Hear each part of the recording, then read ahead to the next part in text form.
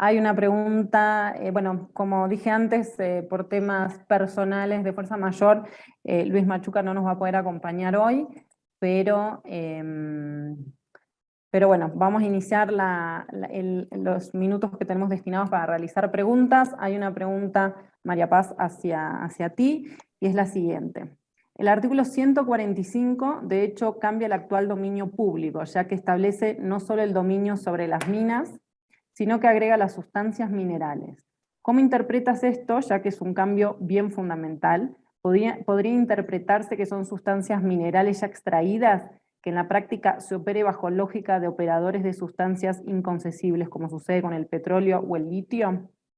Si quieres, te leo ahí otra pregunta más, mientras vas pensando si quieres una posible respuesta. Otra pregunta es, ¿qué se ha entendido en derecho comparado por justo precio? En la actual legislación minera está expresamente detallado lo que implica la indemnización. Y otra pregunta hacia ti también es si se menciona o regula las tierras raras, que lo has dicho en tu presentación. Si quieres ir respondiendo. A ver, respecto de el tema de que se agreguen las sustancias minerales, la verdad es que eso, Alejandro, porque es Alejandro Montes, que estoy viendo estoy Sí, viendo sí, la sí, pregunta en el chat. en el chat. La verdad es que eso va a depender, te diría, va a depender de qué es lo que pase con, si es que hay algún cambio a lo que es el objeto de la concesión minera. Porque en definitiva, el Estado es, al día de hoy, es dueño y ha sido de todas las sustancias minerales. Entonces, el concepto de las minas engloba y se ha entendido que es sobre las sustancias minerales. Entonces, el derecho que otorga la concesión minera es el derecho del titular de la concesión de hacer labores de exploración dentro de su concesión y de hacerse dueño de las sustancias minerales en la medida que las extraiga. Ese es el derecho que otorga la concesión minera. Por lo tanto, ese derecho no se ve afectado por esto, de hacerse dueño de las sustancias minerales concesibles en la medida que las extraiga. ¿Okay? Por lo tanto, si el ámbito de aplicación y el objeto de la concesión minera no se ve modificado, la verdad es que no veo que eso se afecte, porque va a seguir siendo el mismo objeto. ¿Ya? Ahora, si se modifica, que va a ser una cosa modificable, de forma bastante simple, puede ser que cambie, pero no veo que pudiera cambiar así simplemente porque se hubiera agregado sustancias minerales. Después, que se ha entendido por justo precio en el derecho comparado. A ver, acá ha habido una bastante discusión sobre lo que es el justo precio, ¿ya? Y la discusión que se ha dado, y no voy a entrar en grandes profundidades, sobre todo porque es un tema que escapa a mi ámbito de práctica. Yo creo que aquí hay otros profesionales, el mismo profesor Vergara, o alguno de los otros panelistas del primer panel, que pueden dar una explicación más amplia. Pero en todo caso, la discusión de esto se ha enfocado básicamente en que, por una parte, se establece que el justo precio sería equivalente, comillas, a un precio de mercado versus una interpretación, si quieren, un poco más coloquial, o lo que se entiende normalmente por el justo precio, y que es el contrapunto, ¿no? Y que el justo precio vendría a ser un precio, comillas, de justicia. ¿Ok? Entonces, cuando se habla de un justo precio, y es cosa de ver publicaciones o declaraciones que dicen, por ejemplo, ahora vamos a ofrecer el gas a un justo precio. ¿Qué quiere decir eso? De que de alguna manera que las compañías distribuidoras de gas lo que hacen es lucrar con la venta del gas, y que por lo tanto, si se ofrece de otra manera, qué sé yo, la municipalidad o algo así, se ofrece al consumidor consumidor sin este lucro y por lo tanto a un precio más bajo, ¿ya? Entonces ahí jurídicamente se ha usado porque está este concepto en el Código Civil, entonces dicen, no, es que está en el Código Civil y por lo tanto, si uno extrapola eso, el justo precio vendría a ser al día de hoy una suerte de precio de mercado, ¿ya? Entonces, ahí es donde está, de alguna manera, esta discusión que tiran el tema de dos maneras.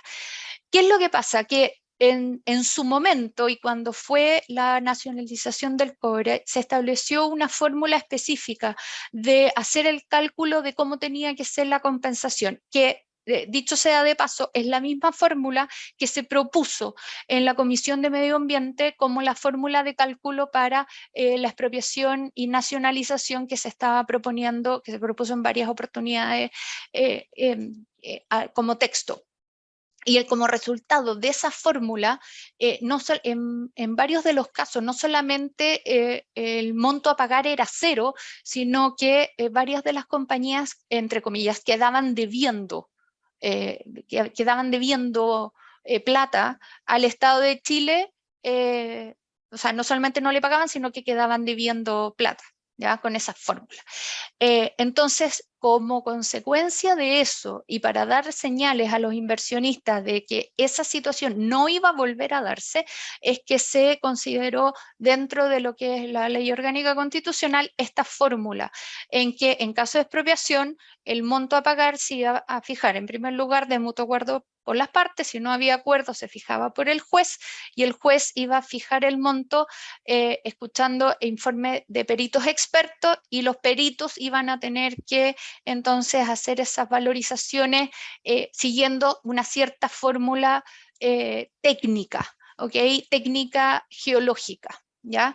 Que se establecía entonces en esta ley orgánica. Entonces, esa es la manera que se estableció de forma de decirle a los inversionistas extranjeros, señores, vuelvan a confiar en el Estado de Chile porque esta situación que se dio no va a volver a ocurrir, ¿ya? Respecto del tema de las tierras raras son sustancias minerales concesibles y la verdad es que no tienen una regulación especial. Debo decir que lo más raro que tienen las tierras raras es el nombre. Ya no, de raro tienen poco, no, lo que tienen de raro es que tienen una presencia bastante habitual, sin embargo se presentan en forma muy poco concentrada y por lo tanto no tienen presencia significativa, entonces cuesta encontrarlas en una concentración que sea de una concentración tal que permita una explotación económicamente relevante. Entonces, eso es lo que hace que sean, comillas, tierra raras, pero no tienen una regulación particular distinta a lo que puede hacer otra sustancia mineral. Perfecto, María Paz, muy claras tus respuestas. Muchísimas gracias. Te dejamos descansar 2 segundos.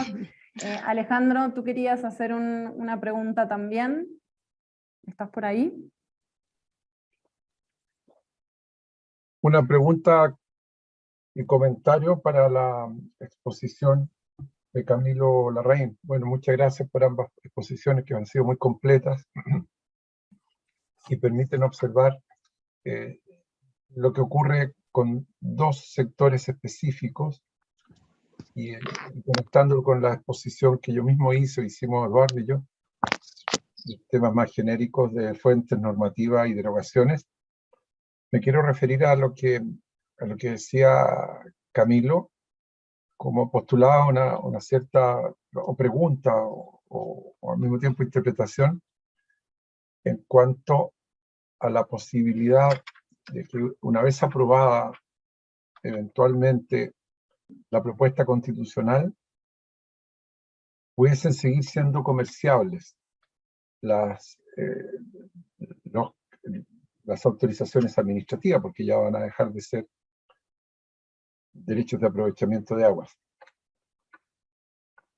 Yo creo que es bien difícil que eso suceda, y lo que plantea Camilo es interesante, por eso que habría que analizarlo. Pues el artículo 142 de la Constitución o del texto permanente declara incomerciables las autorizaciones de agua. Y luego, en la disposición 35ª de transitoria, refería exclusivamente respecto de las aguas, señala que no habrá transición respecto de los derechos de aprovechamiento de aguas. Por eso Camilo ocupa con razón la expresión ipso iure. No se aplica para las aguas la disposición segunda transitoria que permite una cierta transitoriedad de las situaciones existentes. Pero aquí, inmediatamente, los derechos de aprovechamiento de aguas, derechos reales, indefinidos, etcétera, dejan de ser tales. Y como por acto de magia, ipso iure, pasan a ser entonces autorizaciones administrativas las que son per se incomerciables. Entonces se va a producir una situación de interpretación. ¿Esa incomerciabilidad es total? No, dice otra disposición. Se pueden autorizar por la Dirección General de Agua excepcionalmente algunos cambios de titularidad, pero la incomerciabilidad pareciera que podría seguir como una regulación nueva, y que hay que pensar que inunda toda la situación de los derechos de aprovechamiento de agua. Esa es una primera interpretación que yo tengo, ya que lo dejaste abierto, Camilo. Eso, un comentario. Bueno, el planteamiento fue abierto en el sentido de que es una interpretación, una posible interpretación. Se puede deducir del análisis de las normas, llegar a eso. Lo que pasa es que una cosa es el texto de las normas permanentes, pero las transitorias tienen también el mismo rango constitucional. Y claro, esas normas transitorias no son de toda la claridad que se quisiera, ¿verdad? Pero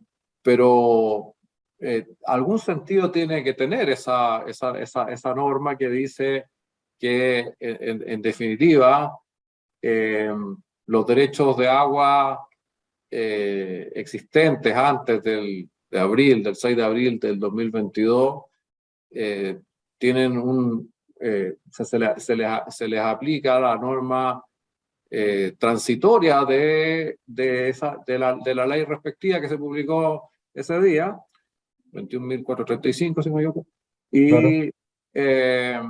y una por decir, construcción lógica lleva a esa posible interpretación, ¿verdad? Por supuesto que es algo que hay que debe estudiarse con más detalle. Esto es algo construido al momento de preparar esta presentación, pero yo creo que es un camino sustentable, es un camino que tiene fundamento, ¿ya? Yo no digo que las autorizaciones, o sea, que los derechos de agua otorgados no sigan como derechos de agua, sino que la ley, la norma transitoria es clara, que se transforman en autorizaciones ipso iure, pero hace luego una distinción entre los otorgados antes del 6 de abril y los posteriores. Entonces, puede ser creo que interesante camino para explorar si es que esta propuesta llega a transformarse en constitución. Muchas gracias. No, gracias a usted. Tenía una pregunta también para María Paz. Para María Paz. Respecto de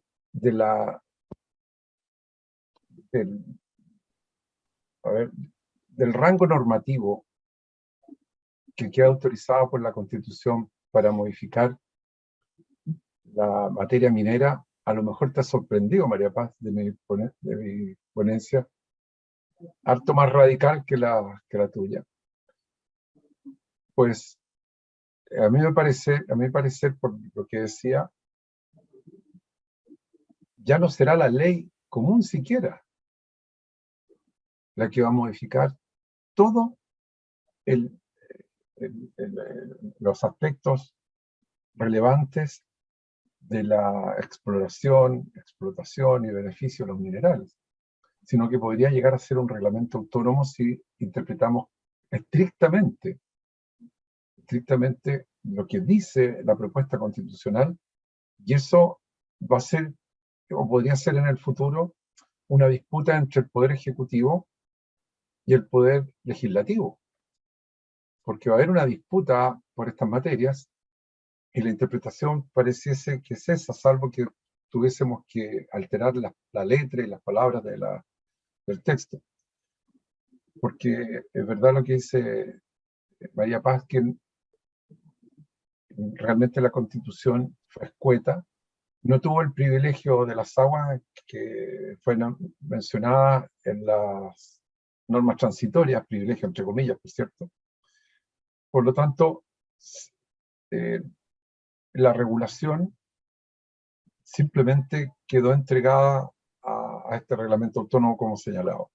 Pero aquí sí que hay una regulación transitoria.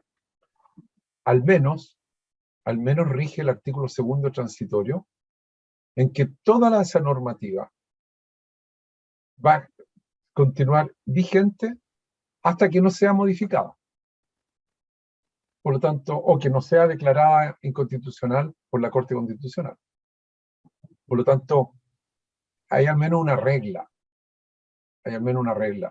La única incertidumbre que se va a quedar presente, me da la impresión que es esa, que va a haber una disputa para saber si la modificación de la industria de la regulación actual de la minería va a ser materia de ley o materia de reglamento autónomo, porque va a ser muy chocante cuando se descubra que en realidad la potestad se le entrega la Constitución al presidente de la República por sí y ante sí, sin que esta materia sea revisada por el Parlamento.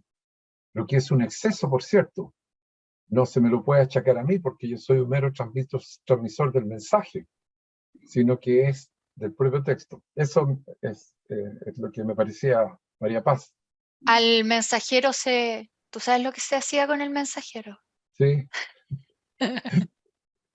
Así que, no sé, todo esto está, es como dicen, noticia en desarrollo. La verdad es que ha sido un trabajo bastante intenso para los que hemos estado involucrados en este proceso de ir interpretando, tratar de interpretar el texto que se ha generado, porque además lo extenso hace difícil poder ir haciendo las interrelaciones que son indispensables para poder tener realmente una visión global de las normas y de cómo deben interactuar entre sí. Entonces, a medida que va pasando el tiempo, uno va encontrando interpretaciones distintas y pasa que uno no tiene por qué estar de acuerdo consigo mismo. A medida que va pasando uno dice, ya, no, sí, esto la verdad es que ahora pienso distinto y creo que, y a medida que siga pasando el tiempo vamos a ir decantando la forma en que vamos a ir entendiendo que debe aplicarse o que va a aplicarse.